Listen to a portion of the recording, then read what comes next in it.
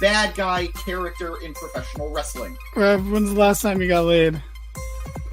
French toast is the exchange student that you have like a 3-week affair with. Hey, we can see that you don't have pants on. Can we tell the truth about Dusty sooner or later? Bro, less people wanted that than are currently watching our streams. Right?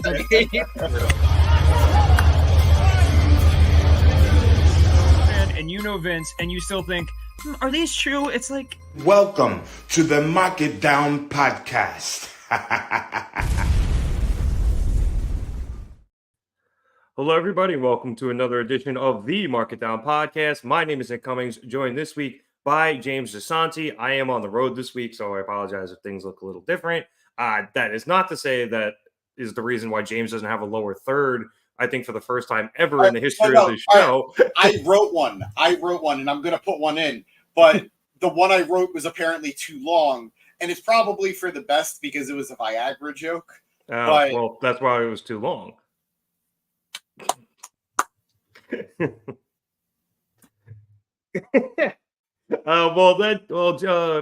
James gets that settled. We are back here once again to review AEW Dynamite, and it wasn't just any old Dynamite. It was the 250th episode of Dynamite, and they definitely had to deliver considering how hyped this card was, both by AEW and by the internet, and by goddamn did they deliver. So let us start with the earliest of the deliveries of the hype, which saw Will Ospreay, that was a terrible sentence, Will Ospreay take on MJF for the AEW International Championship. This match went an hour. Just a match. We're already starting off with Fletcher Targaryen in the chat. What's going on, Fletcher? What a match. And don't even come with that everyone knew MJF would win, because I actually never thought that was even on the table. What an ending. Fire emoji. All right. I want it on the record. I called it last week. Last week I said I kind of think MJF might walk away with it. But as I was watching this match, as I was watching it, Fletcher, I really thought we were getting the draw. I absolutely thought we were getting the draw, and that was masterfully done. You were 2 seconds away from being right. Also, forgive a little production note here. We are now a YouTube partner, so if you guys want to do super chats, as our producer boy has experimented with here, you can, and we will be sure to get those comments up no matter what. We'll be rolling out more benefits in the future, but for now, if you guys want to do those, great. If not, don't worry about it. In the meantime, let's get back to this match, James. Like I said, I have a page and a half of notes. I don't know how much of them you want me to read. There's a lot. I want to hear like the best stuff. I'm not saying I don't want to hear all of it. I only wrote the best stuff. I guess we're going through a page and a half of notes here. I mean, we'll start off with a major thing here. Was that MJF seriously injured Ospreay's leg with the figure four about 15 minutes into the match, and that hampered Ospreay for a really long time. Eventually, the other injury that came into play throughout this match was that MJF injured Ospreay's shoulder to the point where during one of the picture-in-picture commercial breaks, I think it was the third one, Doc Samson had to pop his shoulder back in. Pretty sure it was kayfabe. I've seen people pop their shoulders back in.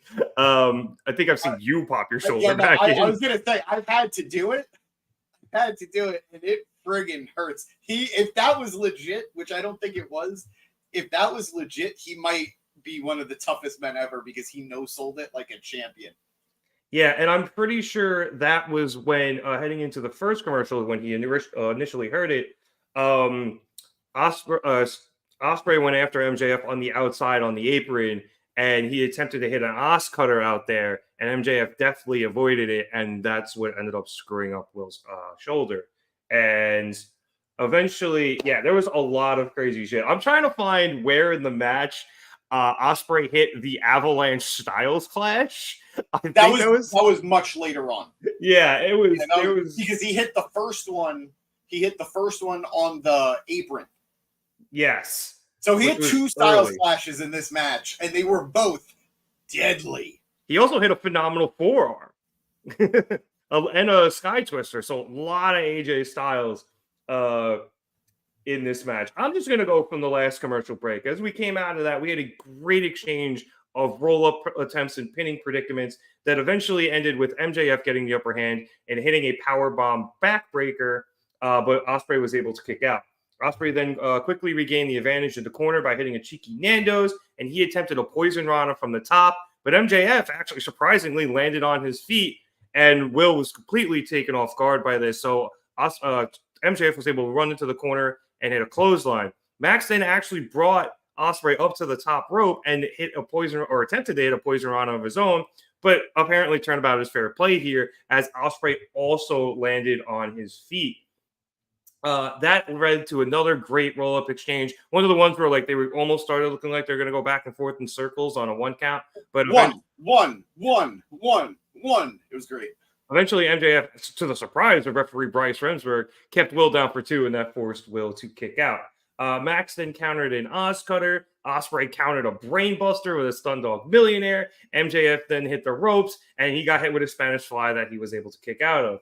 Both men then went to the corner and went up top, and MJF attempted an Avalanche Tombstone, the same move that he injured Daniel Garcia with. However, Ospreay was able to break himself free and hit an Avalanche Oz Cutter and followed up with a Hidden Blade that MJF somehow kicked out of. Ospreay then went for another Hidden Blade, but MJF ducked it. And we could argue whether or not he ducked it on purpose. They were saying on commentary he might have used the Tron out of the corner of his eyes to time it. It looked to me like he just collapsed. And I love that spot in wrestling, by the way. I love when wrestlers collapse and miss moves. Like Kenny and Okada mastered it to me. Like that was the first time I really saw it, and I loved it. And every time I see it now, it's just like, that's art. Yeah. It was. I've been a big fan of them too since I've been seeing them, especially with starting with Kenny and Okada. After MJF ducked that move, Ospreay actually took him a minute to get up because of how much damage he had taken. But eventually he rose, grabbed Max's hair and stood over him, and MJF spit in his face, causing Ospreay to headbutt him. And then he set MJF up for the Tiger Driver 91. Will was very on the fence about it, and he eventually got Max up in position for it, but he held him there so long, being so indecisive, that he had to put MJF back down. MJF then used this opportunity to shove Ospreay into the referee, and when that happens, the ref goes down, and MJF, I guess from his trunks, takes the Dynamite Diamond Ring to the point where nobody saw this happen. Yeah, I did. Commentary didn't see it. No one saw it. He put the ring on, hit Will with a right, and in one fell swoop, fell into the pin and threw the ring out of the ring. And referee Bryce Remsburg was able to come to, crawl over, and get the pin with 2 seconds left of the 60-minute time limit on the clock. I think I saw somebody in the chat. I think it was Fletcher Targaryen saying that their fans are already trying to call it a botch. If there was a botch, it was because it was 2 seconds instead of 1. That was maybe the closest thing. Either way, that was masterful work. So beautifully timed. Remsburg counts to 3, as I said, with just 2 seconds left, and MJF is your new AEW International Championship. After the match, we had Excalibur with a great line here, I thought. MJF wins the International Championship by being a scumbag, and Will Ospreay loses the title by being a decent human being. We also had both men. I got opinions. I have opinions on that, by the way. I want to talk. Okay. We also had both men being checked up on like doctors and other medical personnel, a la a New Japan match, which is this what it felt like. This felt like a Tokyo Dome match. 7 stars, baby. 7 stars. 8 in the dome. But we had MJF getting oxygen, and as he was leaving the ring, in between breaths from that oxygen, he hit his new, my name is Maxwell Jacob Freeman, and you're welcome catchphrase, while also saying that Ospreay sucks, and it was an easy win. What he said was, my name is Maxwell Jacob Freeman, and you can thank me later. That's what it is. I really like that line. Later. I really like that line. I should remember that because it's actually the name of Drake's first official album. What a heel. Actual heel work from Maxwell Jacob Freeman. Yeah, there's layers. But I think him calling it an easy win was just hilarious. James, I could, like I said, I got a page and a half of notes on this. I could go on for another 45 minutes, but you have plenty of opinions. So if you want to take it to the comments, we can. Yes, or we let's can go to the with comments first because we got some action tonight. Yes, Fletcher in the comments has a lot of opinions. And our boy Navarro, sup Navarro, Yep. we'll get Hey, to you in a Nav. second too, buddy. Fletcher asking the question: MJF versus Pac now. I think it's very possible, but I am starting to lean towards a multi-man match because I don't see another satisfying singles match on the cards for Osprey. Like, yes, the rumor is potentially Ricochet. I don't want that to be his all-in match. I really don't want that to be his all-in match. Yeah, like it'll be fun, and I'm sure the crowd will love it and shit. And you know, it'll probably have callbacks to their first one, and it'll be super flippy and high flying and whatever. Yeah. Although I'm sure Osprey will bring a lot more new stuff to the table, but because he's evolved so much as a wrestler. Yes. Oh yeah, absolutely. But I feel like we can do better. Yeah, and that's again not a knock on either man. Yeah, it's just I don't want it on that show. I do desperately want it. Put it on All Out. Put it at All Out, but not All In. Fletcher saying, nah, that wasn't legit in regards to the shoulder pop. Yeah. Fletcher also saying, Osprey just learning from Danielson how to make us feel bad with their fake injury angles. No likey. No likey. James has enough stress with one guy in Danielson. He doesn't need...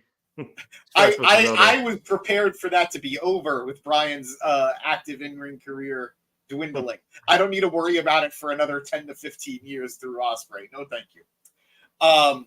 Fletcher saying, AJ Styles just get out of WWE. Osprey said you're his idol. Make the match. Look, I would love to see AJ tearing it up in AEW, but I don't think unfortunately it's going to happen. The contract status, I think he just signed another contract, I think last year. He said it was probably his last one, too. Again, probably. The world of wrestling, who knows? But I think there is less chance of that happening with every day that goes forward. I'm kind of hoping his excursion over to Japan gives him the itch to do matches like that again. That'd be delightful. Even like after his contract retires and he just shows up in AEW every once in a while, we get like 5 big matches out of him and he goes home. I'd be totally cool with that. Give me, him versus Osprey, him versus Kenny, hopefully, and who else do you want? Like Strickland, MJ, whoever, and Okada again, and then he can go home and give him $2 million and just a little retirement going away present. No, absolutely. Book it.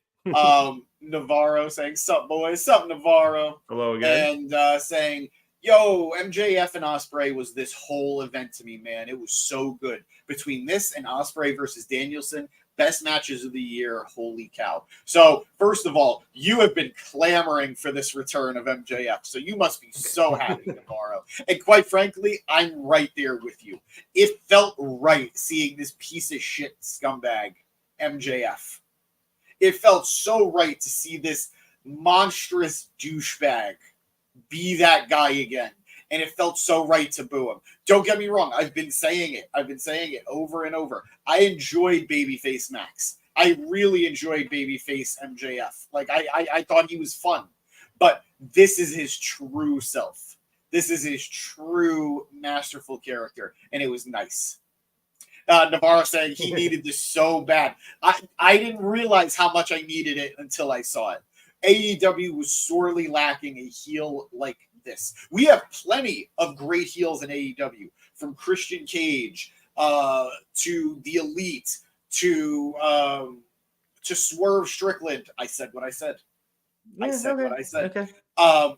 There are plenty of great heels in AEW, but there's nobody as smarmy as MJF.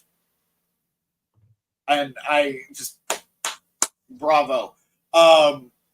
Fletcher in the comments saying AJ Styles versus Jay White. I will one-up you, sir, with another Bullet Club member. AJ Styles versus Kenny Omega is a match I have been waiting for close to, if not actually, a decade. Grab Finn too and just make the 4-way. I wouldn't say no, but he's quite content being Uncle Finn on Monday Night Raw. True. Fletcher throwing out another one. AJ Styles versus Takeshita. Absolutely. Just keep them coming. Keep them coming. Jacob Fatu versus Takeshita. Somebody might die. Yeah, there's only so much brutality a match can have. And Fletcher saying the thing, AEW, where the best heels are. They are some top tier ones. They really are. I'm struggling to fight you on that one. Because I feel like it's funny, like in WWE, I feel like a good chunk of the heels right now are, if not likable, then funny outside of maybe, or it's just the Samoans, and especially with Roman gone now and The Rock too, it's it's a little different. Danny asking, how is Swerve a heel? Dude cut a promo on a Bay. On a baby, I think. Baby's had it coming. It's just wrong. It's just wrong. Danny always taking the counterpoint of James. Fletcher saying, Uncle Finn, watch him with Liv.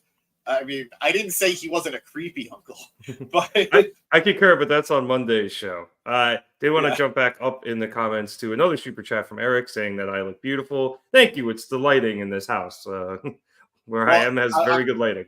I'm going to one-up him. You always look beautiful, buddy. Oh, thank you. Wait, what didn't we read, Jordan Kirby? I'm so sorry. What did we miss? Oh, not sure. Something was removed further up, so it might have been. It wasn't me. It was Jordan. We're so sorry. For some reason, it's not reading in our comments. If you want to re-comment it, we'll be happy to acknowledge it. In the meantime, James, we haven't even gotten to your thoughts on this match yet, so please, you have opinions. You said. I adored this matchup. Going back right to it, like I said with Navarro, I am so happy to see heel MJF. This was such a beautiful clash of styles.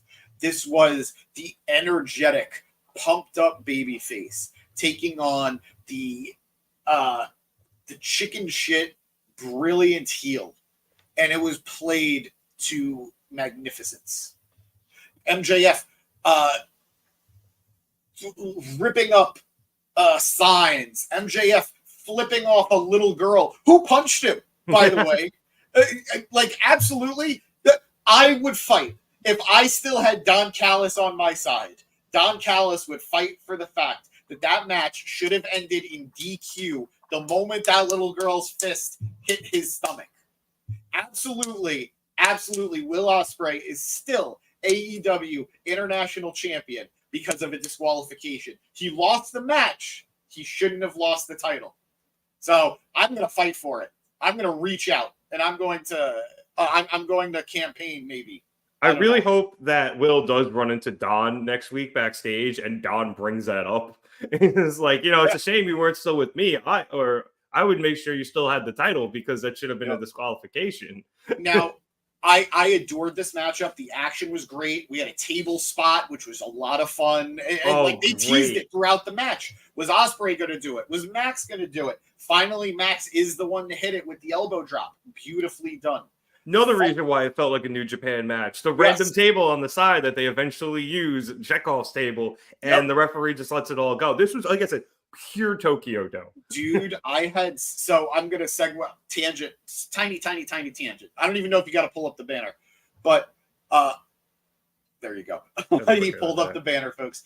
On Impact, this last episode of Impact last week, AJ Francis had a Philadelphia street fight against Rhino, and they set up a table in the corner. And then Francis beats Rhino without anyone going through the table. And then the beatdown continues, and then PCO comes out and attacks Francis. And then they fight on the outside. Nobody ever went through the table. Not a good guy, not a bad guy, not someone in the match, not someone out of the match. I have never felt so robbed in my entire life. So thank you, AEW. Thank you, Dynamite, for supplying that. Thank you for supplying the wood. So, muchas gracias. Hey, yo.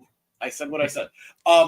Now, I am going to acknowledge, and this is something Producer Boy and I spoke about in our private chat.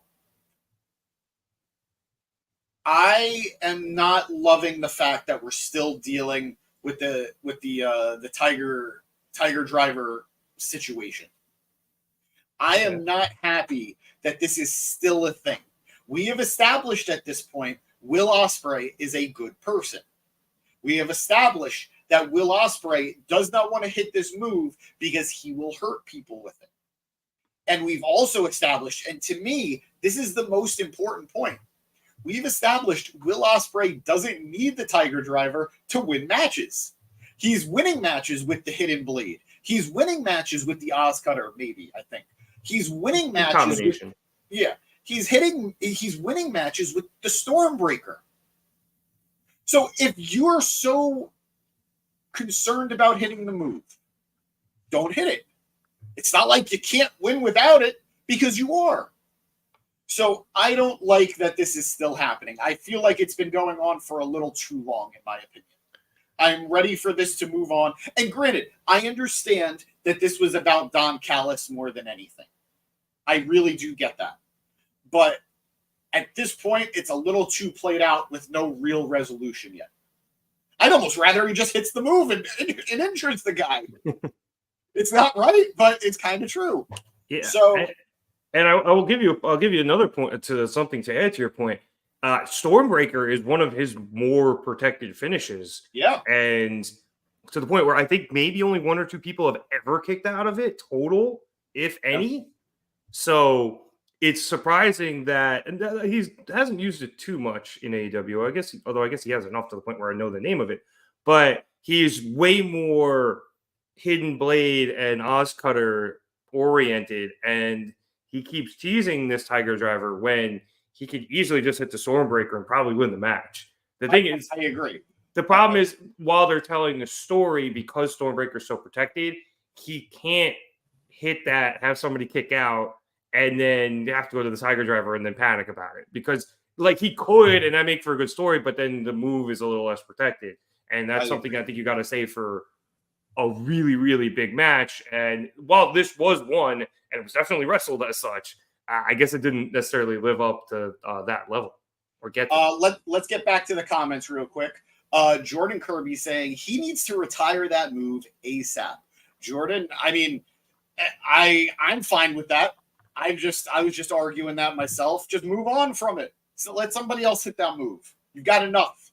If anybody. You are like a cool creator wrestler. You have enough cool moves. You don't need the extra one.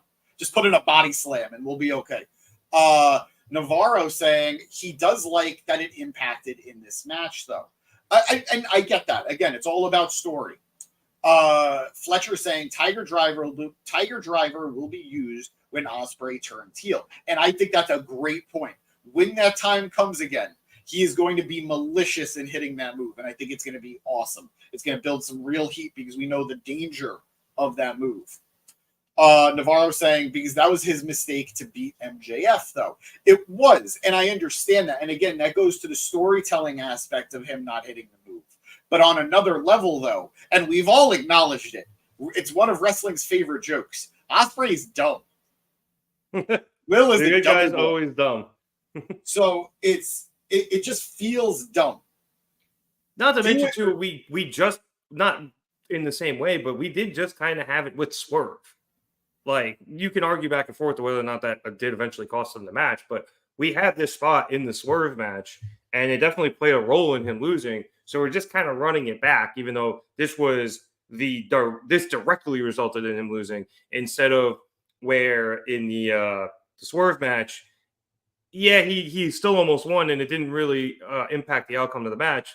But you still have to question, could he have won had he hit the Tiger Drive? Exactly. Fletcher saying it makes sense, which, yeah, no, it does. Fletcher saying it costed him the title. He might start to listen to Don Callis now. I don't think so. Yeah, I don't think he's going back. And I know somewhere else in the comments, Fletcher, you said that he might be going back now.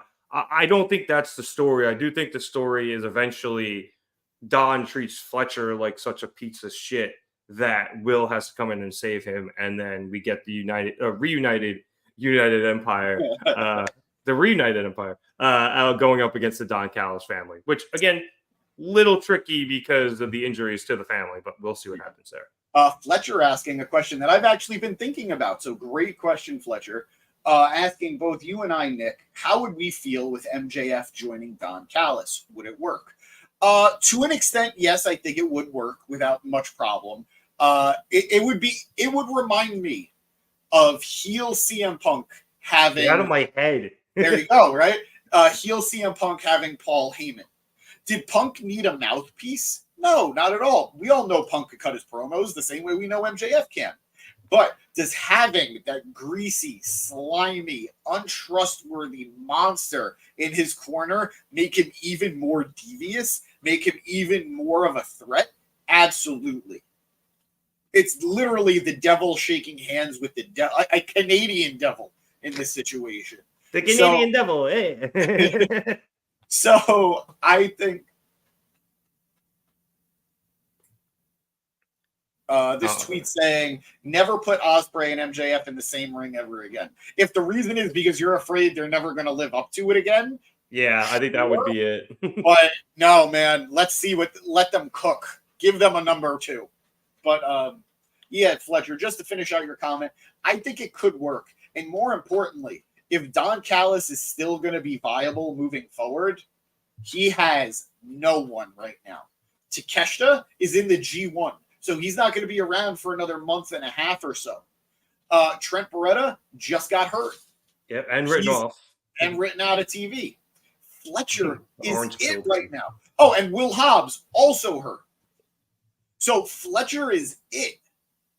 And one, we've already seen Fletcher versus Ospreay. I don't need to see it again. Maybe with the storyline of under duress now, sure, but it's not enough to carry a full feud. He needs some star power. And maybe MJF is that guy. And he would know, MJF would know, this isn't somebody I need to be friends with, but maybe I do need an alliance to wash my back. Who else who better than a business associate? And that would be the only way I could see it working, because with Punk and Heyman, they were friends. And like everyone knew Punk was a Paul Heyman guy, which is why everything worked.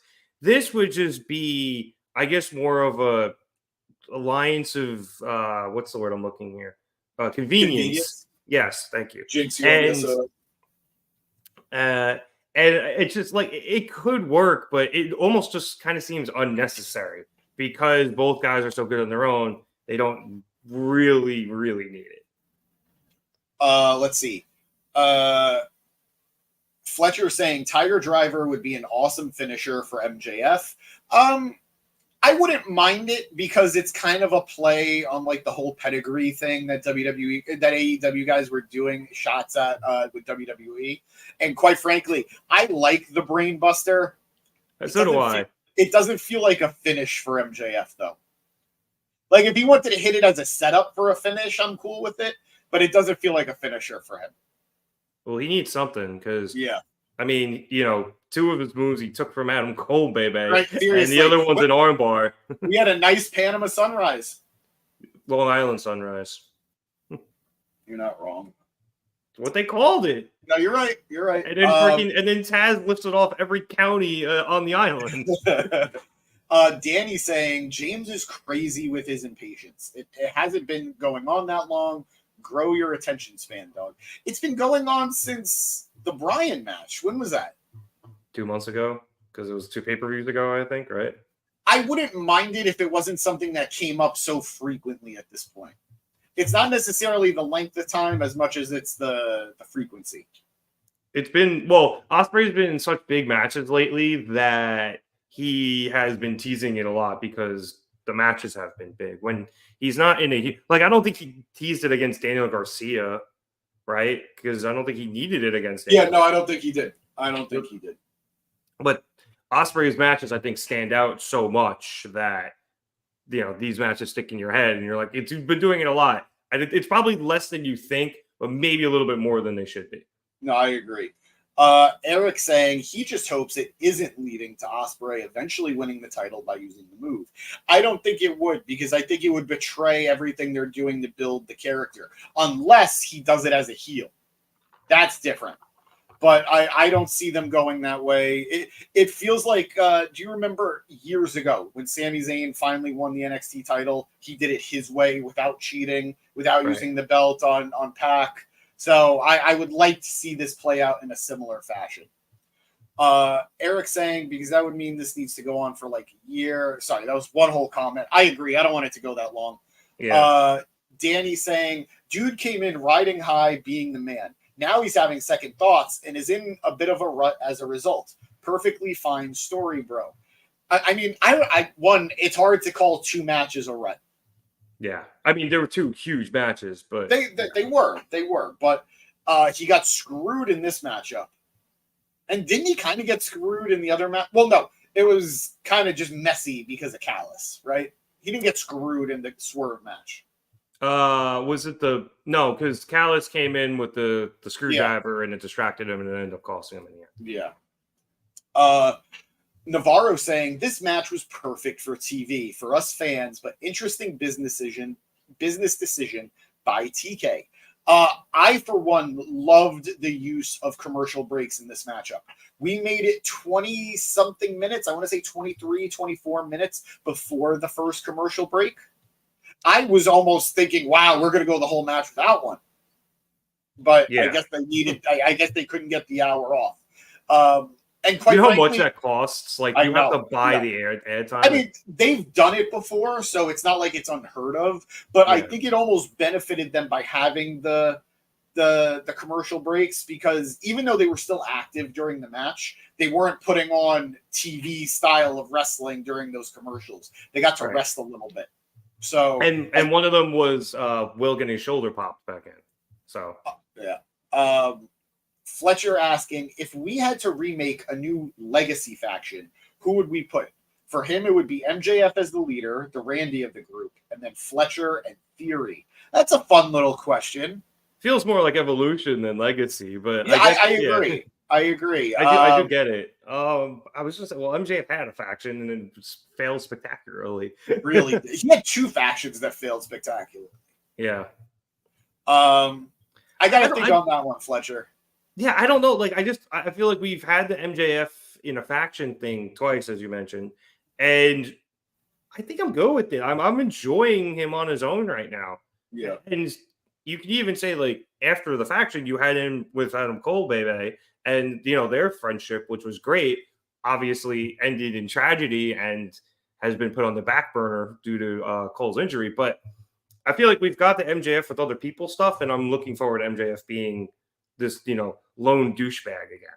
No, I agree. The only thing I would say that I would be interested in is if they sort of recreate the Shawn Michaels dynamic, where Shawn had Diesel as his backup for a while, and then after Diesel and him split, he had Psycho Sid as his backup for a while. I wouldn't mind seeing MJF with another heavy. I don't know who I would put that as right now, but I wouldn't mind seeing it.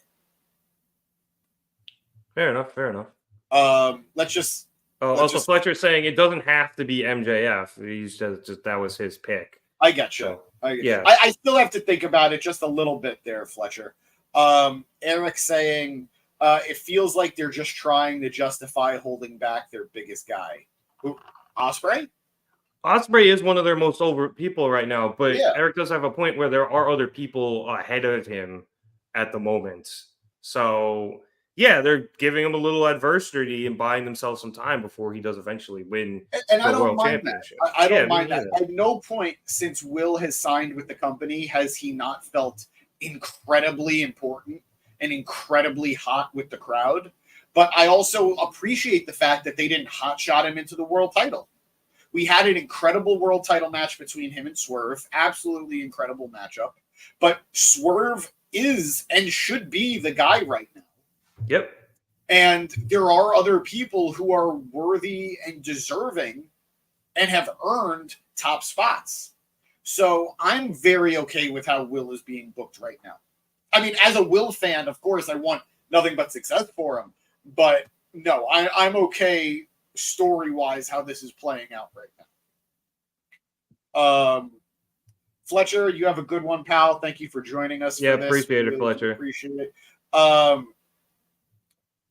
Eric saying they're trying to nerf Ospreay in nerd speak, and he doesn't know if this is the way. I don't think they're nerfing him at all. He hasn't had a clean loss. The loss to Swerve, there was some level of shenanigans, and he lost to the world champion. That's not a nerf. And this matchup, there was absolutely shenanigans. And he lost- yeah. he Yeah, he lost lost with because of the bit. ring, yes, Yeah. with 2 seconds left. So Yeah, no, in no way do I think this is a nerf for Will Ospreay yet. Navarro says he works so much better alone or just a tag. I'm assuming that's in regards to MJF. I'm hesitant to put him in a tag because I don't want him to feel like he has an equal, quote unquote. But I think having, like I said, personally, a bodyguard of some sort would do wonders for him.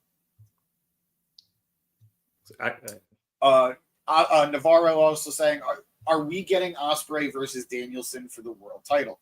no, we're getting Swerve versus Danielson for the world title.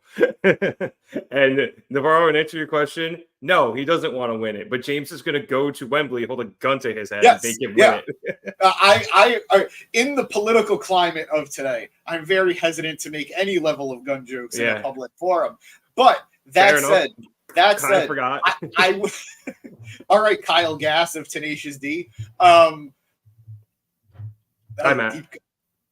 I will fight Brian. I will slap him with steak. And he will win that goddamn title. I will put on a ref shirt and call for a DQ and just say that's how the rules of the match are. I saw somebody on Reddit saying that, and I might have said this last week, I don't remember, but they said the TK should get a deal with him where if he wins the title, he can actually wrestle a bear. That'd be fantastic. Eric in the comments saying the nerf is him not being able to use his finisher. But again, we've established it's not a nerf. It's also not his finisher. Yeah. He didn't beat Brian with it. Every other finisher he hits gets him the win. It's not a nerf. I mean, yes, I guess you're taking a tool out of the arsenal, but it's not hurting him. So, no, just ridiculousness. Matt, sup, Matt? Thank you for being here, buddy. We miss you on this Wednesday night.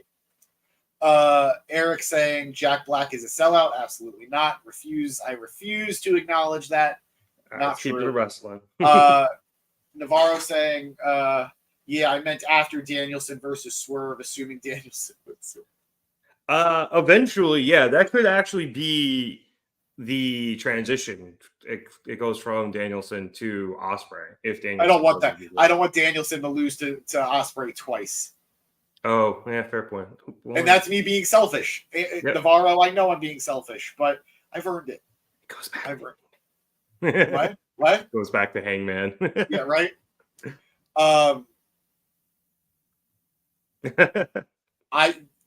Navarro saying he would want Osprey to beat Danielson. Well, no. Chris LeClaire saying Bryan Danielson is going to win it all in. From your lips, Chris, to God's ears, I would love that. I feel like I missed another Chris comment. Oh, he actually said earlier the match that was he too thought long. the match was too long. Blasphemy.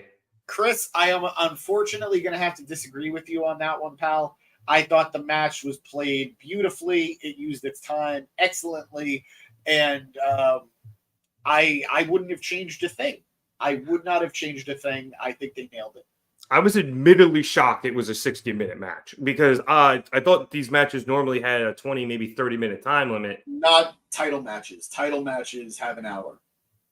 But I think I didn't even realize with this one because it wasn't the world title. I knew world title matches have an hour-long time in it. So we've seen the precedent with tag title matches. At the very least, they've called it. And I want to say a women's match too was also allowed to have that time. So I do think this was in the realm. I said I think the TNT, TBS, maybe the Continental have shorter time limits because they're TV. The two of them are TV titles, and then the Continental has like its weird Continental rules. So I think those are shorter. Maybe that's why I was just confused. So MJF on Twitter, Will Ospreay's title reign has been caught and compromised to a permanent end. America has a real champion now. Easy W. # thank you later. Son of a bitch. Beautiful by MJF. Danny's saying Danielson should hold the title until he retires. He doesn't care. I agree. I absolutely agree. And that's the fun part. Just never have him lose.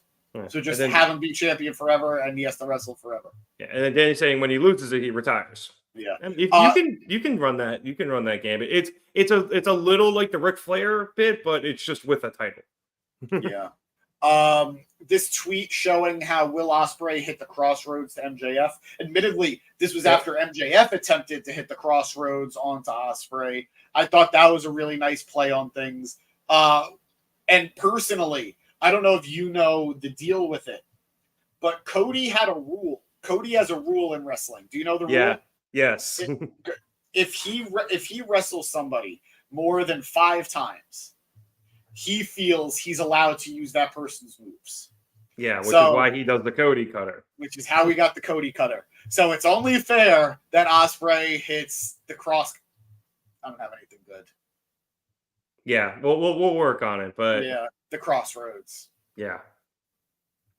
Let's see. Red Drones are review bombing MJF versus Will Ospreay on Cage Match. They're so butthurt.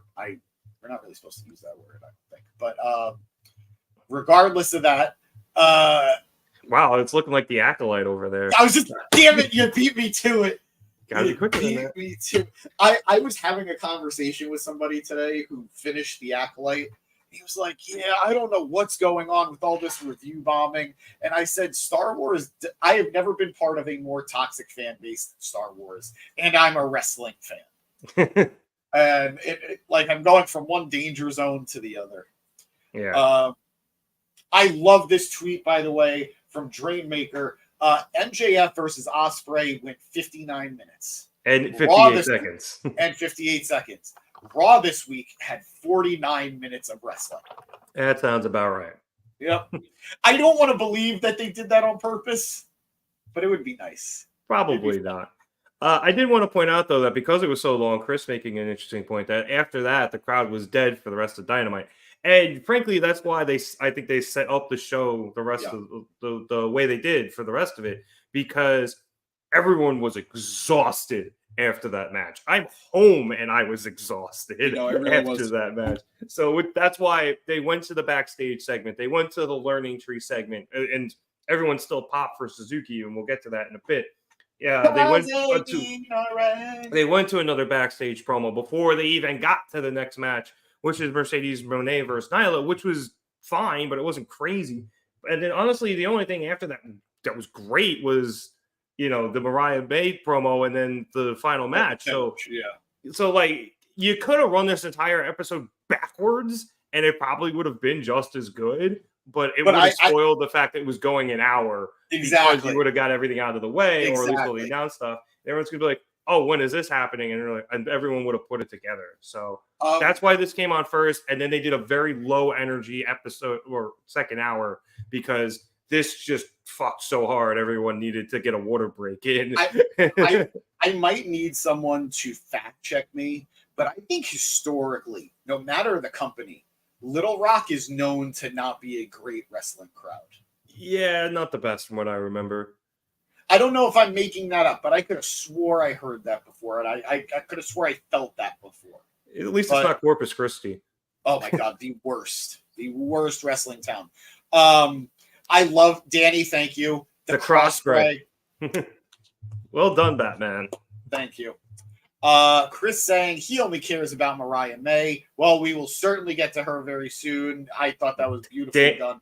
Danny agreeing. Mariah May showed up and he said, "You guys starting on time made me late for the show." We're picking up right where he left off last week. We've been at it for what is now 44 and a half minutes. We're never that late. We're a little late tonight, but that's fine. AEW runs late now, so yeah.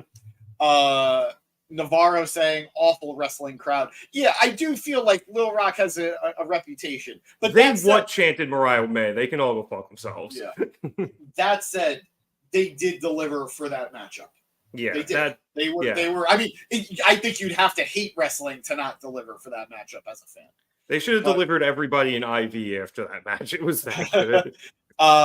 Chris Leclerc saying, I'd rather have TV time with Sky Blue than TV time with Chris Jericho. I agree. I absolutely agree. Yeah. I'm enjoying the Jericho stuff to an extent. To an extent. And Sky does get her TV time. It's just not on Dynamite. I think she's been doing she's doing stuff on Collision. Because she just did. There was something she did on Collision, I think, last week. And because I saw a lot of people talking about it on Reddit, because apparently it was pretty good. But she has kind of broken away from Julia Hart now and is just evil. So Julia Hart is spooky evil. So it's because Julia's hurt, so they haven't been able to do anything with Julia. But exactly. It's saying hello, guys, and producer boy. Hello again. Oh, you know it. I did want to say one last thing before we moved on, because we have almost spent as much time on this match as the match. I have no regrets. Me neither. But a great spot in this is when Ospreay knocked MJF to the outside, and he went for the springboard moonsault, but then MJF grabbed his feet and forced Ospreay to hit his face on the apron. And then MJF threw him back in the ring, turned around to the camera, and went, "That's why I'm the smartest wrestler alive." And as he finished that sentence, Ospreay dove through the ropes with a fucking hidden blade. Just pure wrestling right there. Loved it. And again, I think it speaks so well to both of their characters. The fiery... There it is. Yeah. Good pull, producer boy. The fiery, energetic babyface taking on the shitty know-it-all heel. Just perfect. Perfect. And also, and shout out to MJF. I know you brought it up, James, but shout out to that table spot too. Like MJF, he's never, up until that, the end of his title run where he was trying to make us happy and proud, he was never really the guy to do stuff like that. And I'm interested to see if he starts incorporating it a little bit more, even though I think he's going to continue to wrestle the way he used to when he was heel. Just because not only is it better for his character, but it's easier for his body. I will say one interesting thing. He did attempt a kangaroo kick. He teased it. I don't know if he was actually going to go for it. He did go for it because he got caught by Ospreay. Okay. I heard Shivani say it, but then I was typing something or dealing with the dog, and he was hyping it up, and then he got dropped. So I don't think he was just, haha, I'm screwing with you, crowd. I think he was going to do it. What happened? Oh, no, the dog came downstairs. So we may or may not get a cameo. We'll see. I'm never going to say no. First, it's saying TV time in the sky with diamonds. Love it. And Navarro saying, let's just talk about this match and fantasy book. The rest of Dynamite was mid after this masterpiece. I'm not going to go that far. I think we got a really good Dynamite afterwards. It's just the bar was set really high. In the beginning. All right, so on that note, Chris saying, let's talk about the rest of Dynamite because he's tired. I'm more than happy to, Chris. So while the content may put you to sleep on the show, hopefully we here at the Market Down Podcast do not. Exactly. Although in my defense, I have fallen asleep to our own podcast, but it's just because I'm listening to the sound of my own voice at 5 o'clock in the morning. But let's move things along here as we go backstage with the Acclaimed and Mark Briscoe. The Acclaimed have asked for some of Mark's time to pitch them joining Team AEW, saying they've got plenty of beef with the Young Bucks, who they've just beaten very recently, and they want another shot at them before they go after the tag titles in the near future. Briscoe's all for it. He knows how much the Acclaimed hate these guys, and he likes them. So he's willing to have them on the team, but he says it's not just up to him, and in steps in Swerve Strickland. Swerve says that he and the Acclaim have been through plenty of squabbles and plenty of battles, and he knows what they're about. And he's also been through plenty of battles with the Briscoes. So he knows what Mark is all about. But he says that there's nobody better to go into battle with than people you've already been to gone to war with, or I guess been at war with. So he welcomes the Acclaim to Team AEW, saying they better be ready to get violent. This brings our Team AEW roster up to 4 people of Briscoe, Swerve, Bowens, and Caster. Short segment here, James, but I liked it. I liked it too. I needed to double check, but it's true. Swerve has wrestled everybody on his team. Yes. He wrestled Darby. He wrestled multiple times. They had a long feud. Yeah. He wrestled Mark Briscoe in the Continental Classic, and he and Keith Lee lost the tag titles to the Acclaimed. Mm-hmm. So, and I'm not entirely the way he said talking about Mark, it almost seems like he'd faced the Briscoes as a team before, so which I think is possible, but maybe on the indies back in the day. Yeah.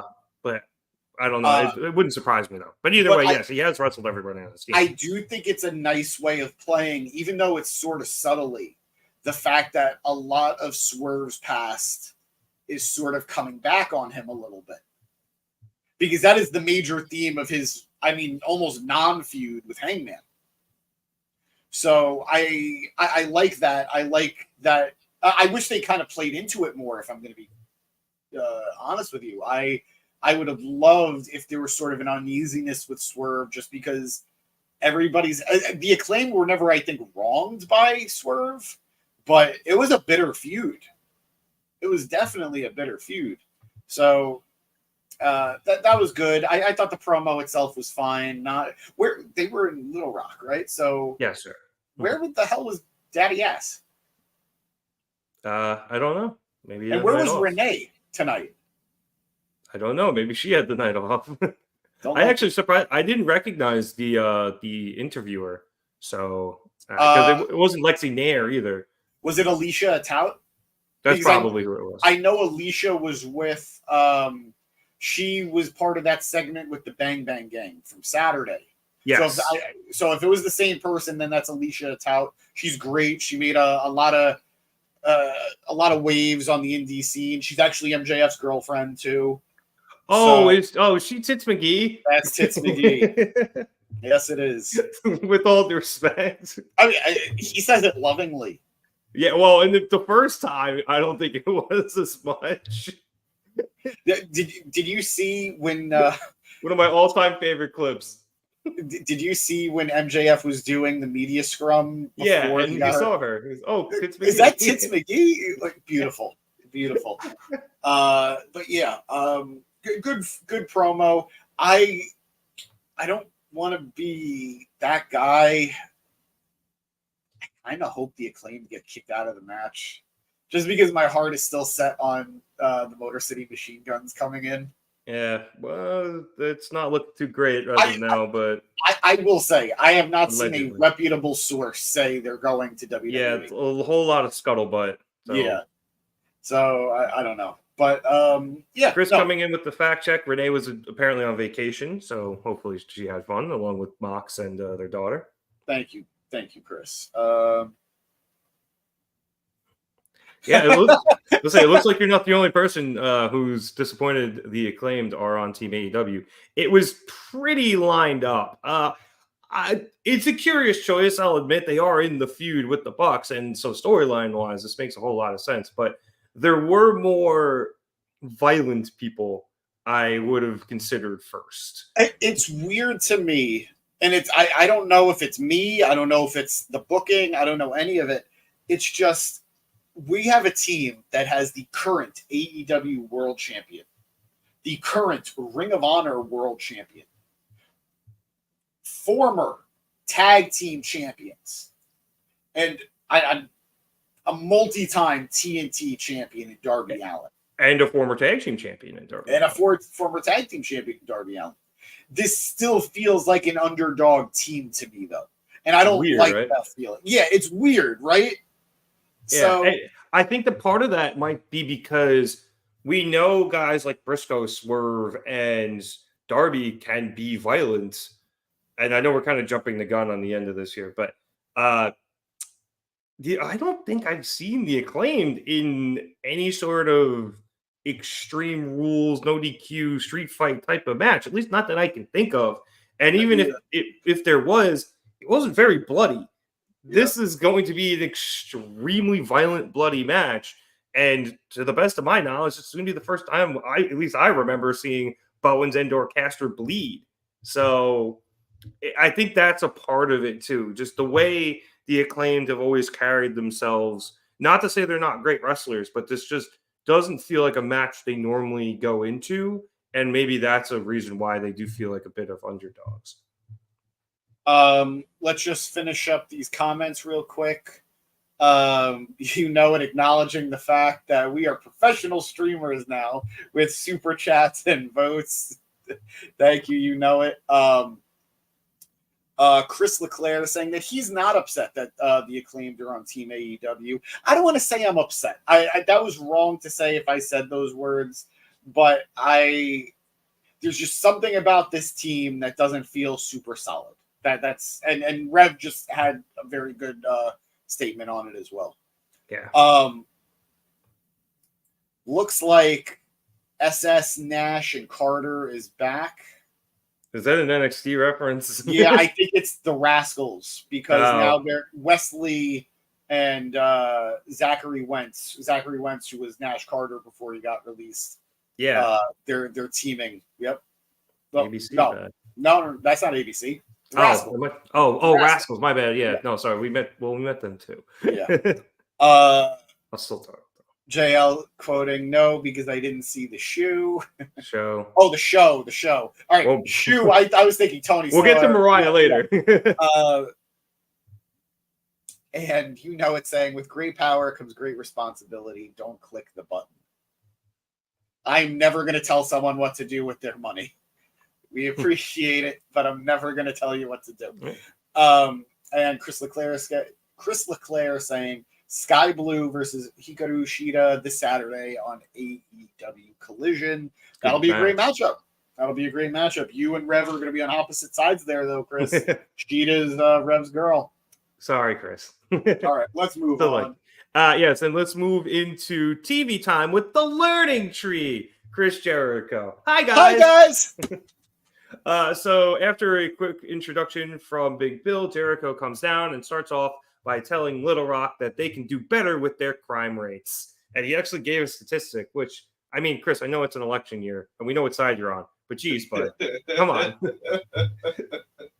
He then talks about how this is Dynamite 250, and he has been there since the first Dynamite. And anytime, on the rare occasion, he's not on Dynamite, he says there are phone calls and letters complaining that he wasn't on the show. And for this reason, he is going to be on every episode all the way up until 500. And then everyone boos. Another 5 years. Yep. Another 5 years, Jericho. Well, I don't know about Jericho, but hopefully we still have at least another 5 years AEW. Jericho then says that the people need to start listening to the Learning Tree because those who don't get hurt, showing the various, what he calls accidents that have happened to those people who haven't listened to them, those people being Shibata, who got his arm taken out by a couple of chairs via the branches, and was then Hook, who got a fireball thrown in his face by Jericho, and then it was then Samoa Joe, who got driven through a wall on a forklift last week by Jericho. But Jericho doesn't take the blame for any of these, calling them accidents, saying that these horrible things would not have befallen these people had they just listened to the Learning Tree. He then starts asking what insane, crazy, maniacal person would be that crazy, insane, or maniacal enough to ignore his teachings. And as he's saying this, Kazaninare, Minoru Suzuki's music hits, and the king walks his way down to the ring with a piece of paper in hand. Suzuki borrows the mic from Jericho's hand. All he says is, next week, and holds out the paper. Brian Keith, Bounty Hunter Brian Keith, my man, not that apple, Bounty Hunter Brian Keith, takes the paper and reads it aloud. And apparently this sheet says that by official order, both Keith and Big Bill will be banned from ringside next week during Jericho and Suzuki's FTW title match at Blood and Guts. Suzuki, as Jericho is bewildered, headbutts Jericho and sends him flying, and the branches scramble out of the ring as Suzuki just stands there and laughs. So, James, again, another cool down segment here following that hour-long match. We needed it, yes. But the crowd was hyped for Suzuki, as yes. They should be. Also, if you're not going to yell Kazani Nare, what are you doing with your life? Yeah, don't be a wrestling fan. And despite the fact that this segment was a little bit throwaway, it did set up a good match for next week, one that I'm very excited for. I'm always happy to see Suzuki. Murder Grandpa. The crowd in Nashville is really getting a good show next week. Yeah, not bad. Blood and Guts, Suzuki, they're getting gold. Are they running Bridgestone? Do you know? That's the hockey arena. Okay. Yeah, no, I don't know. I have a friend who's going to be there, but no, I don't know. Cool. But yeah, I'm very happy to see Suzuki. I know this is just going to be a quick transition thing. I know, like, unless they really want to give Suzuki a win with the help of like Team Joe in some capacity getting involved, because specifically Big Cass and Brian Keith aren't allowed to be ringside, but that doesn't mean the good guys can't interfere. Right. So I don't know, but either way, this is a nice little pit stop for Suzuki, who's no longer full-time with New Japan. He's very much a freelance guy now. So just cool stuff. Yeah, I'm curious to see how that plays out next week. I'm hoping a new branch doesn't grow on the learning tree. I had that feeling too. It throws off the numbers with the new Joe faction, which we still need a name for. But I guess it does kind of put the odds in the heels' favor, which would work. But I don't think I need a new member of this group right now. It just started. Yeah. But we'll see. I also couldn't think of anybody who it would beat. So. Yeah. You know it, asking if Bridgestone has white walls. I don't get it. Well, Bridgestone's the tire company. It's also the sponsor of the arena in Nashville. Fair enough. Where the Predators play on Broadway, which is awesome, by the way. That's on me. Yes, actually, I think they do. Moving on, we then kicked it backstage to the Elite, who were pretty pissed off about the words said earlier by the Acclaimed and by Swerve Strickland. And Matthew runs down all their accomplishments, reminding everybody who the Elite are. The Bucks are the tag champs. Okada's the Continental champion. And Jack Perry is the TNT champion and completely unhinged. And Matthew, after making knows that they have all the titles, Nicholas points out that they don't have the AEW World Championship, which Matthew responds that's a good point, but don't worry about it. They're going to cause enough damage on Swerve both tonight and next week that title will probably become vacant. Mercedes Moné is then making her way towards the entrance ramps, and she stops to thank the EVPs for banning Dr. Britt Baker, DMD, from backstage so that she can't celebrate Dynamite 250. Matthew makes a nice quip saying that there won't be any drama from the DMD towards the CEO thanks to the EVPs.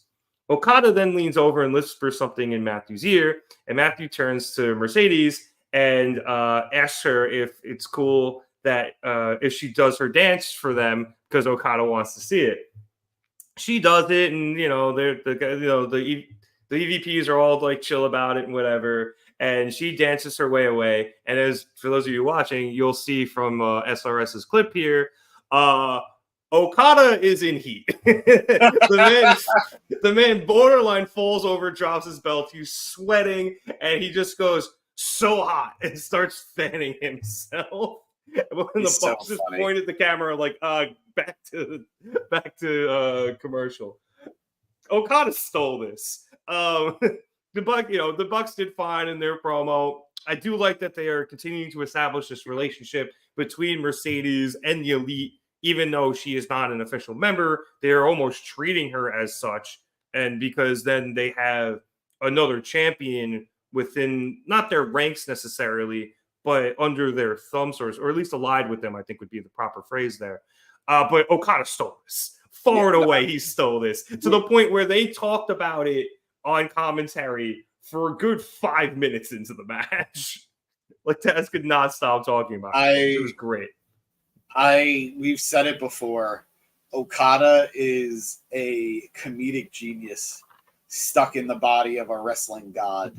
And he is forever cursed to have to be the GOAT and not be allowed to be as funny as he can be. We're seeing Shaggy levels of power. This is only 1% of his ultimate form. But no, this was a lot of fun. I've been telling you, I think she would be a perfect member of the team. She would, as an official member of the Elite, yeah, I would like that. And I would also like it because we don't see well, we see it a little more in. We've been seeing it more both in AEW and WWE, but you don't always see a lot of women in stables with men as one big conglomerate. Yeah. Especially multiple women, but you've gotten a few. You have in AEW, you have Julia Hart in House of Black, which has been a really cool addition and has completely revamped her career. In Judgment Day, you have Rhea Ripley, obviously being the glaring example, and you also have Zelina Vega in LWO. So you've been seeing this more, and Mercedes' character, who she is, the way she carries herself, and how she is the CEO. And she would want to be associated with people of power like the EVPs. And she does consider herself elite. So I think you're right, James. She would be a great addition to this heel elite that we've gotten since the Bucks returned. In the meantime, she is a good friend of the team. Exactly. And I also been enjoying the way the Bucks have been recruiting allies in this sense, because not just do they have Mercedes, but they've also have an uneasy alliance with Christian Cage as well, amongst other people. So it's smart of them. I like it, and it helps build, this good world building, so to speak, within AEW and its kayfabe. I love that producer boy brought up these tweets about Okada having a real wife and kids, but he was willing to risk it for Mercedes. But in kayfabe, they don't exist. People who also don't exist in kayfabe. Dominic Mysterio's wife, Buddy Matthews. Yep. In Japan, Okada's wife is more famous than he is. Jey Uso's wife and kids. Seriously, high school sweetheart for Jey Uso, and he's too. Yeah. Oh, God, Rhea's wrecking families. Between Rhea and Mercedes, I mean, I'm not a fan of that, but I get it. I do get it. God bless Mikaze for locking her down. Who said, mark it down, saying Jey Uso is single? He's married. He's married with kids. Pretty sure. At the very least, he was married, unless he got divorced very recently. Yeah, I mean, Reddit was pretty sure he's married, so it was a running joke on Monday night. Because it was all the same joke. Well, I'd risk it too. Yeah. All right. Moving on here, we then got our match between Mercedes Moné and Nyla Rose. I'll jump to the end here. After hitting a Meteora and an Avalanche Bulldog, both of which Nyla kicked out of, Mercedes then pulled a glove out of her trunks with CEO emblazoned on it. That thing had fucking claws, bro. Yeah, claws, some rhinestones, which I'm sure aren't great going around the lips either. Mercedes then attempted to get in the lockjaw, a la Dr. Britt Baker DMD. However, she doesn't know how to do it properly, so Nyla just bit the shit out of her hand. Mercedes is then forced to transition into the statement maker, which I thought was something really cool, where she briefly had to take the hand that Nyla bit off because it hurt. So great selling for Mercedes there. And that forced Nyla to tap out. Good. I love that bit that producer boy brought up in the tweets. The "Have you lost your mind" bit, when she caught Mercedes going for the tilt-a-whirl and then hit her with a suplex.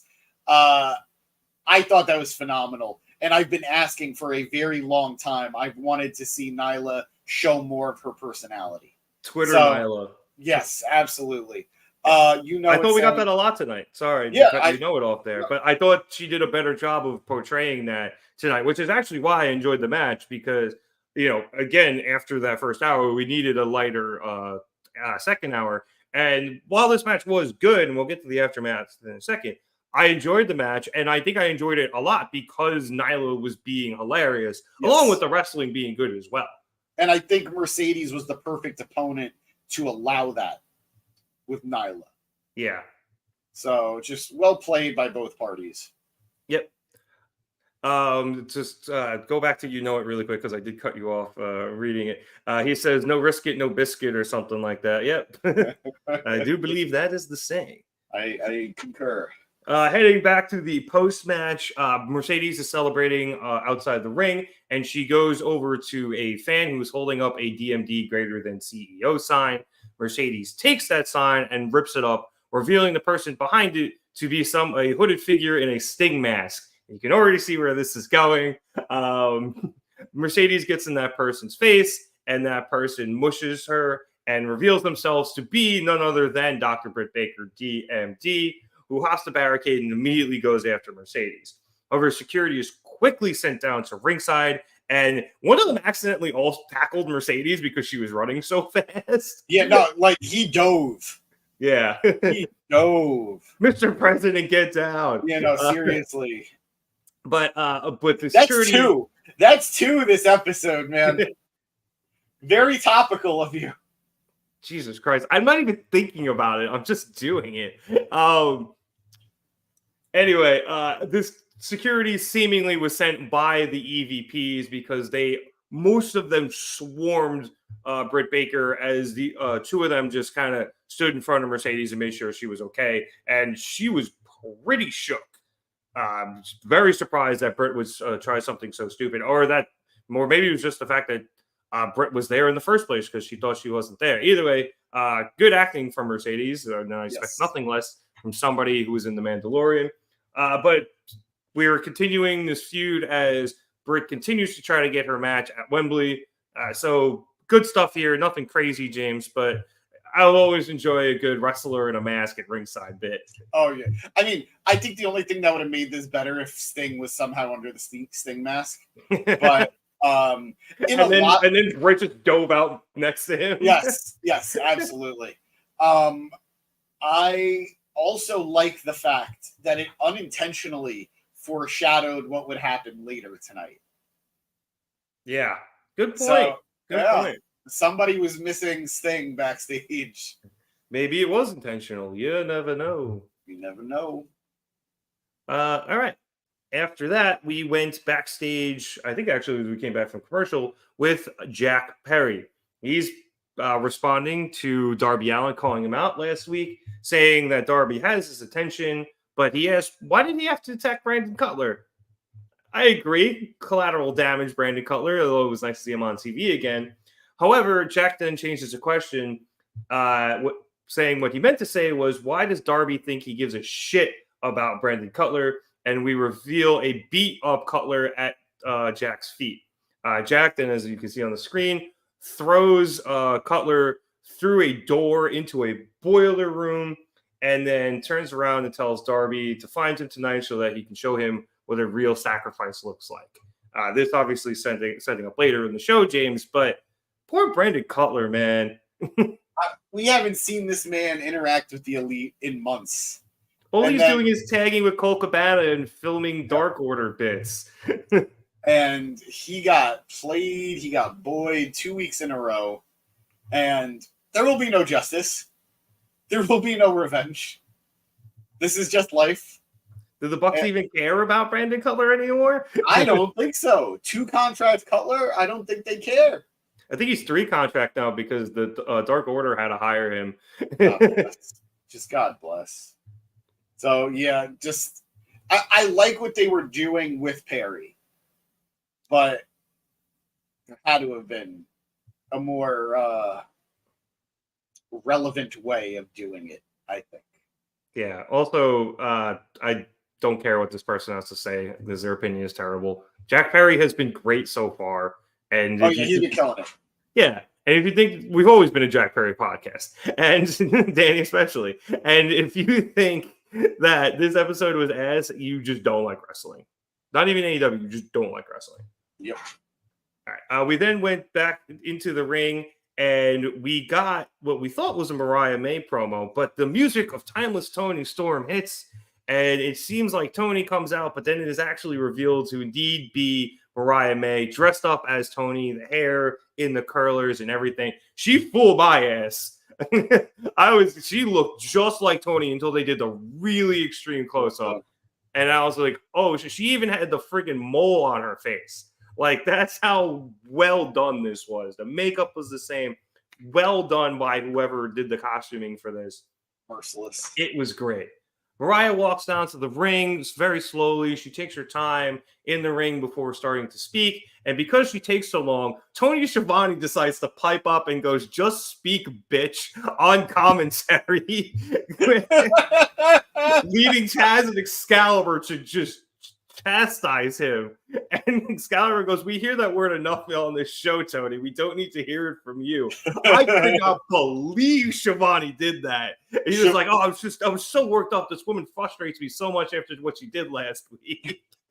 He was on one tonight. Schiavone is a defender of women, even if it's against women. But like, I think he was just so worked up tonight because after MJF won the way he did, and he was talking a lot of shit about MJF throughout that match. Now he's got this, conniving shrew, which it feels like something Tony would call her, in Mariah May coming out in Tony's gear. Speak, bitch. Come on now. Oh my God, Schiavone. It was so good. Shout out to Schiavone, man. I'm so glad he's back in wrestling. Anyway, getting back to the promo itself, Mariah starts off by saying that everyone saw what happened last week coming, except for Toni Storm. I love that she acknowledged it. Yeah. I love that she acknowledged it, but go ahead. And the reason that Toni did not see it coming was because she was so obsessed with the spotlight that she didn't notice she was giving it all away. Mariah poses the question about why it took her so long to eventually turn on Toni. And she started off by saying she didn't actually think it would take this long. But at a certain point, she was having so much fun, and she just kind of wanted to see how long it could possibly grow. But then with Wembley coming up, she saw the opportunity to take out Toni in front of as many people as possible instead of taking the old horse out back. Great line. Mariah then says she's been Toni Storm, which is a great reference to the fact that she has been using Toni's gear and her entrance theme for quite a while now. But she can be so much more. Mariah still loves Toni, though, and she has never loved her more than when Toni was on her knees, bleeding, crying, screaming her name. It was Toni's best performance in Mariah's opinion, and Mariah's best performance will be at All In because All Elite Wrestling is about to become all about Mariah. Now, I did see a tweet, James, that when Mariah got the All Elite graphic, Tony Khan himself tweeted out, "It's all about Mariah." So in the graphic tweet. So we have been setting up the All About Eve for a long time now. It's finally come to fruition. Shout out RJ City. Yep. I loved this promo. I do too. Fuck everybody in the crowd who was chanting, giving this what chants. But this was great. I thought Mariah, speaking as slowly as she did, actually benefited the promo because she just sounded like this smart, like evil, as I called her before. I don't even want to use bitch again. this conniving, like, shrew of a woman who has been, undercover and attempting to usurp Toni this whole time. And it worked so well for her. Just speaking way more slowly and a completely different diction than what she's used previously as a face. Just well done. A complete change of character here. And just still bonk. So I'd have to look and see her history in Japan. But the way she delivered this promo was very reminiscent of how Gaijins cut promo in Japanese promotions. Very slow, very spaced out, very methodical. It felt like that. And I think it worked here absolutely gangbusters. I'm loving this. I'm still, like, legitimately, and I mean it, I had trouble shaking what happened to Toni last week because it was so vile and it was so extreme and it was so sad. It was legitimately a sad angle. It was great. It was incredible. It was absolutely incredible. But all that sadness aside, this is going to play out beautifully. Yeah. I don't know how it's going to play out, other than I know it's going to play out beautifully. I don't know if Tony is going to be able to overcome. I don't know if Mariah's planning and her deception is going to be too much. And I think that's a very compelling story. I think that could be a very compelling outcome. So just bravo. And I cannot wait for Tony to come back and exact her revenge. Yeah, Tony, I'm curious to see. I think they mentioned that Tony needed stitches, so I'm curious to see if that plays into her character and the vanity of the character. But on the flip side with Mariah, I'm really curious to see what happens next week or the next time we see her, because she was still cosplaying Tony tonight, right? Yes. And granted, not in the promo, but she dressed as when she finished the promo, she was on the mat and doing the thing like when she was swimming in the middle of the ring. Yep. So she still cosplayed Tony tonight. So I want to see what the character of this evil Mariah May really looks like, because we saw it a little bit last week with the amount of violence that she took to Tony. But beyond that, and now beyond this cosplaying, I want to know what it is, because I want to see that, honestly, before I make a decision of whether or not I want her to win the title at Wembley. Because that could be if she didn't have a star-making performance last week, which she did, I think winning the title at Wembley would solidify her at the top of this division right now, and arguably one of the most compelling female characters in all of wrestling. Maybe even one of the most compelling characters in all of wrestling, period. Yeah, no, I am inclined to agree so far with this storytelling. The Jamie Hayter of it all kind of makes me about who I want to see come out as champion at All In, but no matter what, the match is going to be a banger. Yeah, just an absolute banger, and it's going to be so emotionally packed. I'm glad we didn't see Tony tonight to sell the heartbreak, to sell the physical beatdown. There was a part of me that was hoping she would come, but I'm kind of glad they didn't, because it really sold how dangerous. Yeah, Tony. I don't know how many weeks there are till All In. I think it's maybe 4 now, or we're getting or around there. I don't want to see her. I don't want to see her next week either. Like, I really don't. Yeah. Like, I think, or maybe maybe in 2 weeks' time. If she does show up next week, I don't want her to speak. I just want her to attack.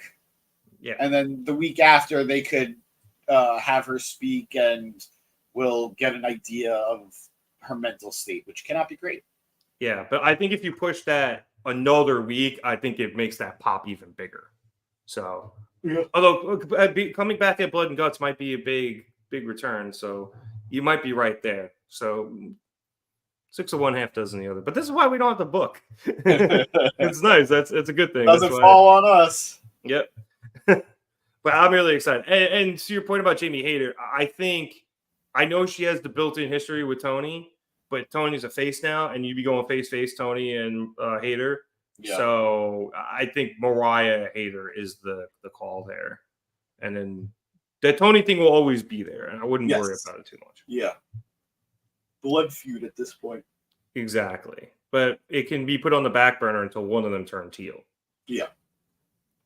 Okay, let us move on to our next segment, which actually was something from Collision, where we found the Bang Bang Gang, but just the 3 of them. It was Juice and the Ass Boys, running backstage after being stripped of their AEW Unified Trios Championships. I did not catch Collision, and they did not mention why they were being stripped. I genuinely don't know. At least in kayfabe, Jay White is injured. I was going to guess that. The actions of Christian Cage. Right. I'm guessing they're not allowing them to freebird. Which is ridiculous as far as I'm concerned.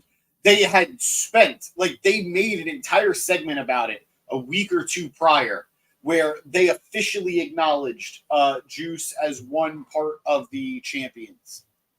But so they can't freebird. I think it's just absolutely silly. Just super, super silly that they did this.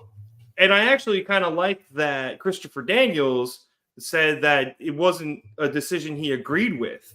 He didn't like it, as he was the one, the member of management who was having to strip the Bang Bang Gang of the titles. So I thought that was interesting. Do we know who it was? Was it the EVPs that stripped them as a favor to Christian? Was it Tony? Because I think if it was the EVPs that did end up stripping them, it would be a nice little play there. Because you have the alliance with Christian between them. You can maybe start a little feud with Bang Bang Gang and the Elite, which would be kind of fun. So I think that would have been interesting. But we don't really know who stripped them, but we do know why now. Thank you. Anyway, they're still super pissed off, but Christopher Daniels gets them to give up the titles because he does say that if you do not give them up, I do have to suspend you. And despite the fact I don't agree with the stripping of your titles, I do have to enforce it. So it would have been funny. It would have been funny because they'd be the second trio to be suspended as trio champions. I'm going to blank on the first, and it would be Brawl Out, baby. Oh. Producer boy, can you pull up that tweet again, the one you just had up? I think it was the Drainmaker one. Anyway, as you saw a couple of tweets before from Producer Boy, they do have a chance to win back the titles at Collision this week against the Patriarchy. But they should never have been stripped in the first place because this is absolutely a load of barnacles. You have 3 healthy members. Let them do it. We've seen substitutions in the past. Yeah, annoyingly so. As Humble Wrestling has pointed out here on his tweet, that as long as they have the 3 men, let alone not just 3 men, but a member of their squad, an acknowledged member of the Bang Bang Gang, the fact that they can't defend it is ridiculous. Which is again why I think it should be the EVPs being the one stripping them. It just adds a lot to both that story and future stories. No, I agree. Okay. Let us hit our main event of the evening, which is a champion versus champion match. Swerve Strickland versus Kazuchika Okada, the AEW World Champion against the AEW Continental Champion. I will skip to the end of this match. So we had Swerve hit a power slam, and then he went up top to attempt to Swerve stomp. But Okada was able to dodge it, and Swerve rolled through. However, Swerve turned around, and Okada caught him and hit him with the Tombstone Piledriver. But as commentary pointed out, he decided not to pin Swerve, instead setting up for the Rainmaker. However, before he can hit said Rainmaker, the Young Bucks charge into the match and attack Swerve, and that causes the DQ. James, would you like to discuss the match before the post-match? Or I liked it enough. I didn't think it was bad, but I wasn't expecting a full matchup. The finish, I didn't know we would get it that way, but I was expecting shenanigans. Yes, this was a great. I love this Swerve power slam here. It was the first one for those of you watching. Yeah, he hit the backbreaker, and it looks like he's bringing you up for a power bomb, and then transitions into a power slam. And it is just a great move that he does. I really, really like it. Swerve has a really lot of cool, innovative moves like that. Yes. Again, another CAW, another creator wrestler who just was given all the cool stats right out the gate. Again, I thought the match was fine to good. Really, the story is what came after. Exactly. I think both of these guys held a lot back in this. Yes, it felt like it. It felt like it. A lot, I think, because there's no following that first match. Yeah. You obviously have the disqualification ending coming, and this is something you're going to want to see again, whether or not it's for the AEW Championship or not. You're going to want to see this match in its totality. Yes. And I'm sure they will. Yeah, and I think that you don't want to burn all of your good stuff on something that is really just setting up for what's happening after. Yeah. These are 2 of the better to best performers on the planet. They will run it back, and it'll be great. There was one instance, and of course I'm going to say something that feels like water is wet, but at one point Okada hit such a picture-perfect drop kick. Oh, and Swerve was up on the top rope? No, that was another good one. But I'm talking Swerve was doing like some weird like dodging motions that he just kept like backing off. It was in the middle of the ring. And then he kind of turned around into it. And then like that, Okada hit a drop kick right to the face. And the timing couldn't have been better. The positioning couldn't have been better. It was a perfect drop kick. And then I was like, wow, that's amazing. And then again, oh, it's Okada. Of course it's amazing. So it should just be called the picture perfect drop kick. I'm surprised nobody's decided to call it that yet. Like, as an official move. Yeah. You know, in the comments saying when the opening act is better than you and you know it. Great MJF pun there. But that was the thing. Like, this entire show, we knew the main event of the show was after it was done after an hour. The main event of the show, or at least the main attraction, was the opening match. Anything that came after that was not filler, but it was not going to live up to that match. So they just did a card in reverse. And granted, the main event, it was a good main event for how the show ended because of what we got, and we'll get to that post-match stuff in a second. And on any other Dynamite, you'd probably be like, that was a great ending. I loved it. They actually used a DQ, which I think is the second one in like the last maybe month and a half, which is a lot for AEW. And I feel like they were both involving the Young Bucks. But yes, and it was, I think, a good use of what I like to call a cop-out of making this match that AEW normally doesn't give us, but this time it made a lot of sense because it did lead to this post-match stuff. So after the match, as I said, the Young Bucks came in and they attacked Swerve to cause the DQ. Swerve was quickly aided by the Acclaimed. We then had Jack Perry come in to help the Elite and Okada, and then he was followed by Mark Briscoe to even up the odds. The ring is eventually pretty much cleared out. The Bucks and the Acclaimed fight to the outside. Swerve is just kind of in the corner. That person should be banned from Twitter. That is one of the worst tweets I've ever read. And we have Mark Briscoe fighting Jack Perry in the ring, as I said, with Swerve in the corner. Perry seemingly gets an upper hand on Briscoe and tries to throw him out of the ring, but Briscoe uses that momentum to hit a tope suicida into the Young Bucks. Swerve is then able to sneak up on Perry and hits him with a house call, knocking him out of the ring and leaving Swerve by himself within the ropes. Hangman Adam Page's music then hits, and he makes a beeline for the ring, jumping up on the apron, and we have a quick stare down between the two men, and it looks like Hangman's already gearing up to hit a buckshot lariat. However, this is interrupted when Okada comes in from behind and grabs Swerve's ankles. I initially thought it was because he was going to help Hangman hit That's what I thought for a second, too. Buckshot. But instead, Okada pulls Swerve out of the ring one way. We have Briscoe then grab, it was Bowens grab Hangman, and he pulls him off of the apron.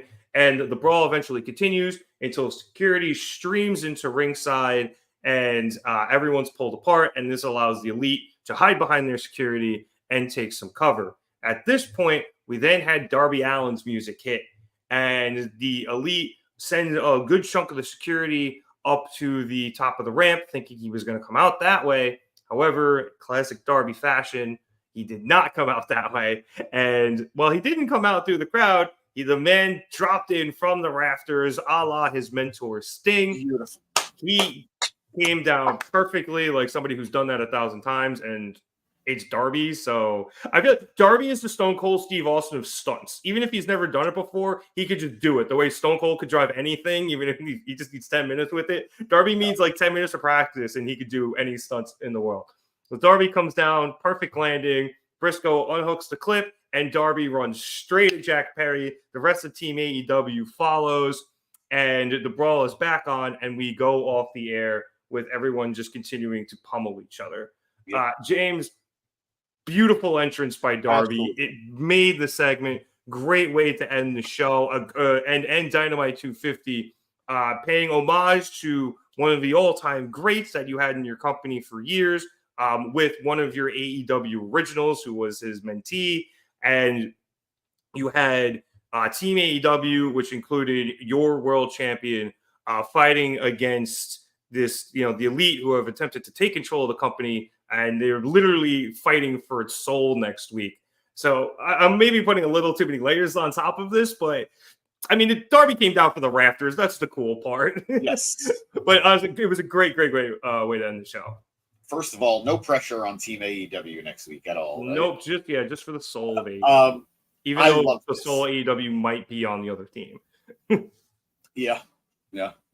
Or at least the heart. I don't know which one is Yep. which.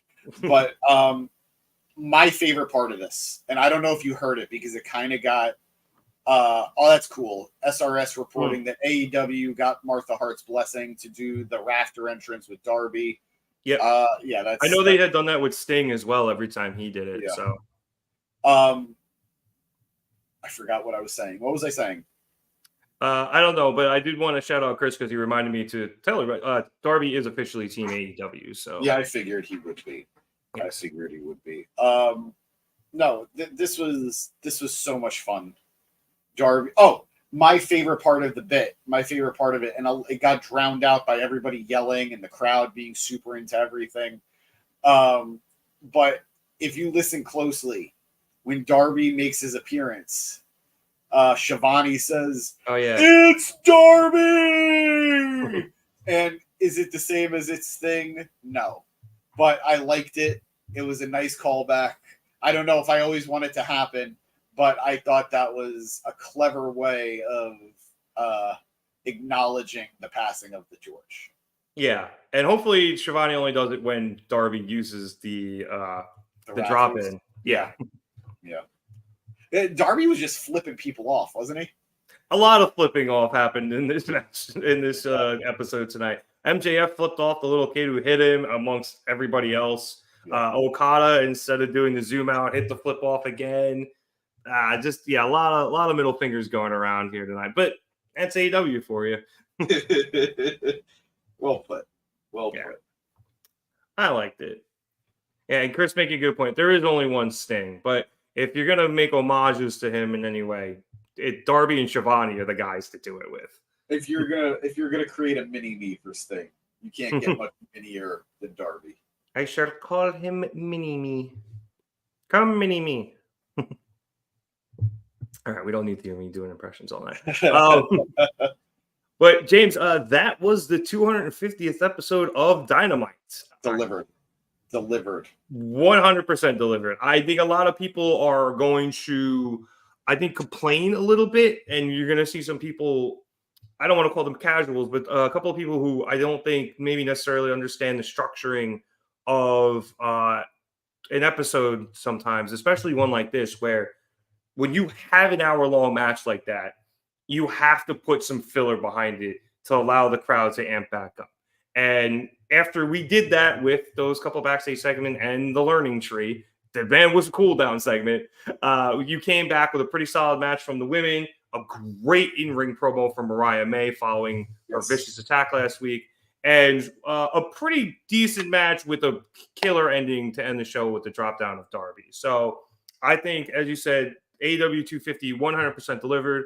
As we look at our poll tonight, did you enjoy Dynamite? 85% of our audience said yes. 14% said no, leading one in the wind because math. I'm sure there's a percentage points in there, but James, I'm with our audience. I'm hopefully with the vast majority of AEW's audience.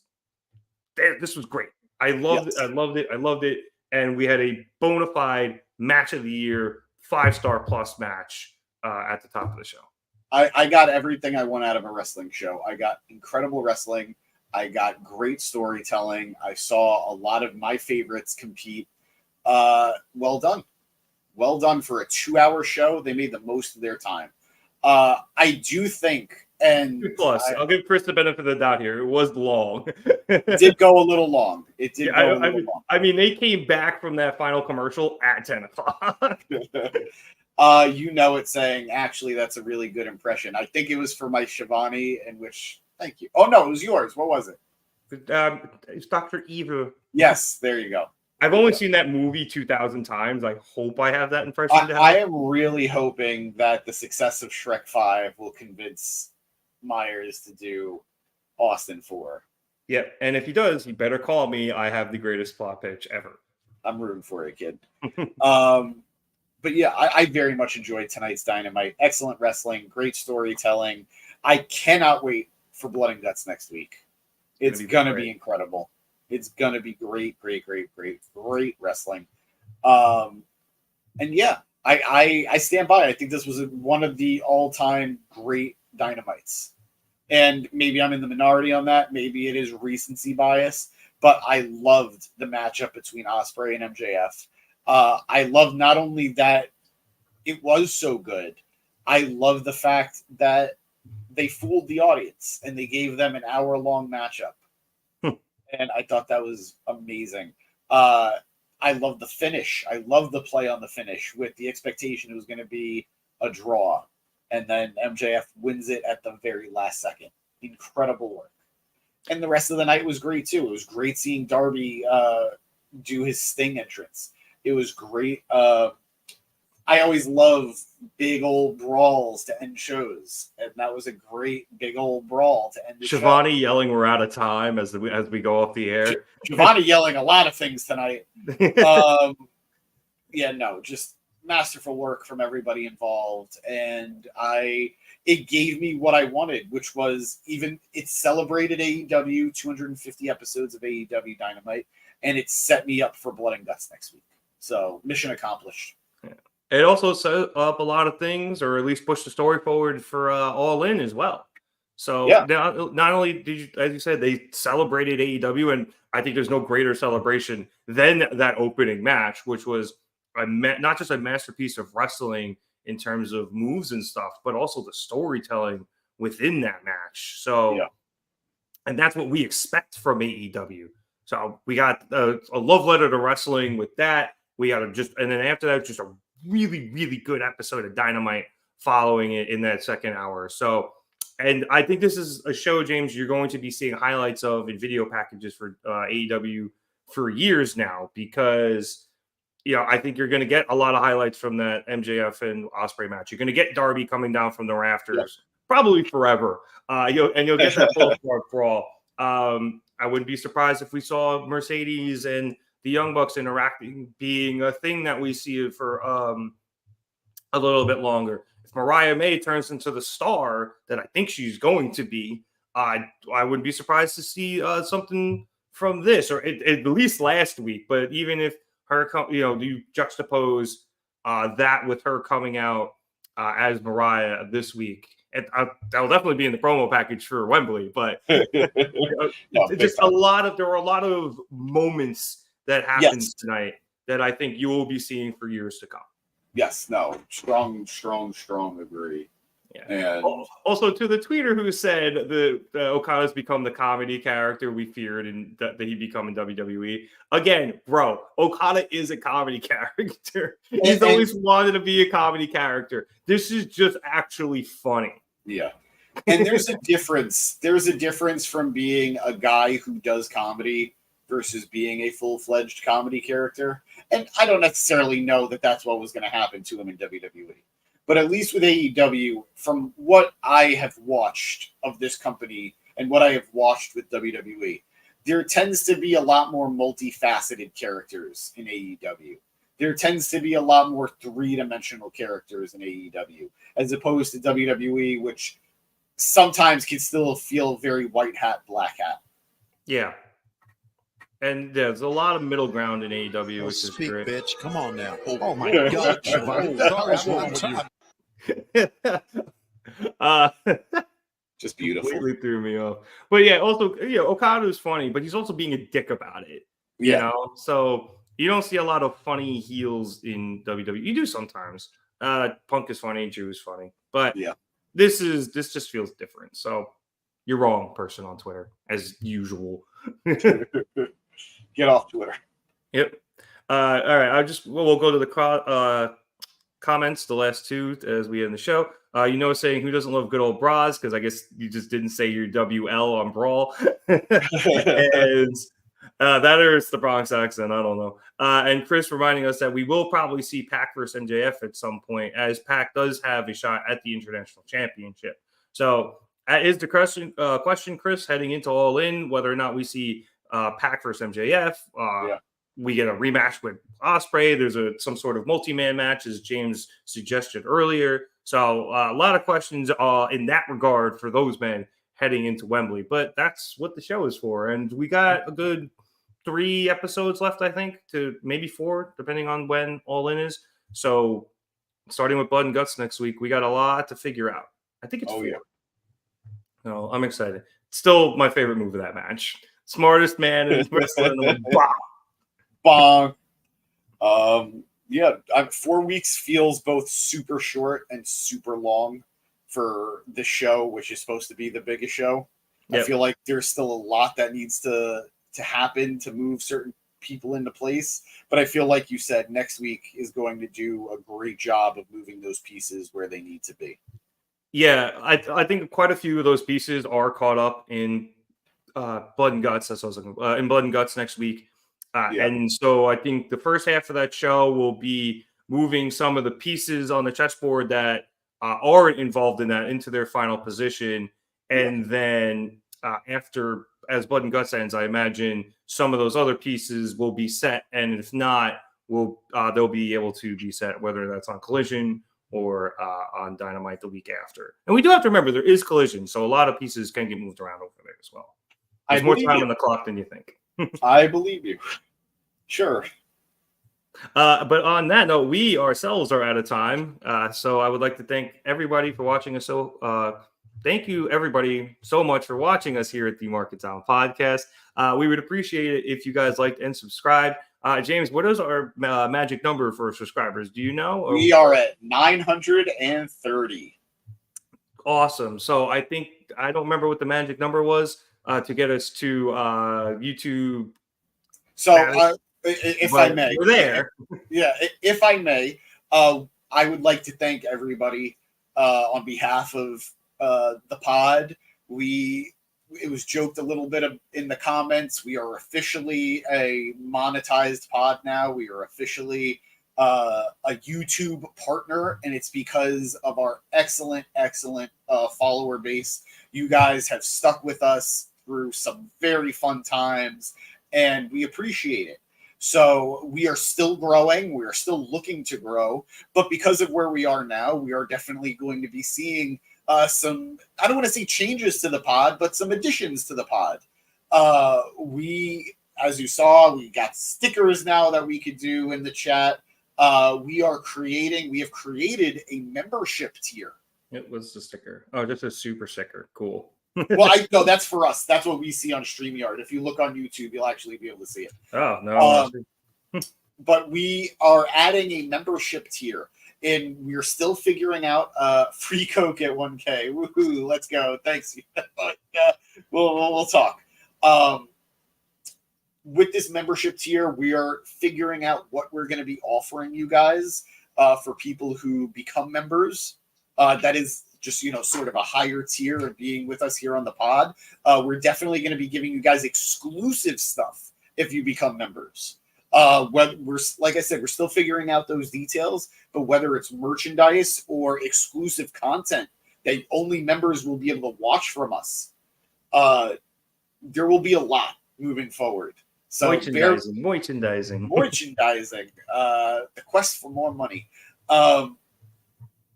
I am, again, incredibly grateful. I want to hear from you guys what you would like to see from us, because we have a lot we want to deliver. And the thing that I'm most excited to be unveiling very soon, we're not quite there yet. We will be creating a store in which merchandise will be available to you guys to purchase. I don't want to give too much away yet, but there will be some very fun shirts. There may be some, smaller physical things as well. And in terms of memberships, like I said, we will be unveiling more soon. So if you're a YouTube follower, pay attention. We're going to have some posts out soon that will explain what you can expect. And if you're a social media follower, we'll do our best to keep you guys abreast of the situation over there as well. So thank you guys very much. You said situation. But yeah, thank you, James. That is the deal with that. We'll keep you apprised of what's going on with all of it. But if you want to keep up to date with I don't feel bad at all.